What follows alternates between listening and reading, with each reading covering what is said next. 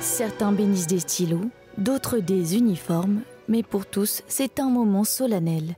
Dans la paroisse de Saint-Joseph, patron des charpentiers et des artisans travailleurs, les fidèles sont venus en nombre pour prier. Des signes dans ma vie qui me font croire que Saint-Joseph est tout pour nous et qui nous...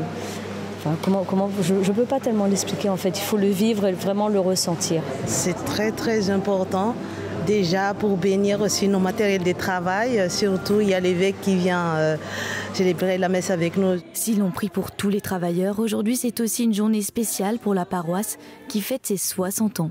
Des années chargées d'histoire pour ses fidèles. Ça a été la première paroisse où j'ai été depuis que je me suis mariée, que mes enfants ont été enfants de cœur. C'est une grande partie de ma vie de chrétienne engagée. J'ai un fils qui était là dans cette paroisse et c'est pour ça aussi ma petite fille faisait aussi servant d'autel et j'apprécie cet endroit. Alors que la ville de Saint-Denis se développe, le 1er mai 1964, Monseigneur Georges Guibert procède à l'inauguration de la paroisse. Son successeur introduira même la pelote basque à La Réunion. Et puis c'est aussi la fête de Saint-Joseph, ouvrier. Cette paroisse est dédiée à Saint-Joseph. Et nous prions aujourd'hui pour tous ceux qui travaillent, qui recherchent un emploi, qui vivent des choses parfois difficiles dans leur métier. Pour l'occasion, les paroissiens et les anciens curés de l'église de Saint-Joseph se réunissent autour d'un déjeuner.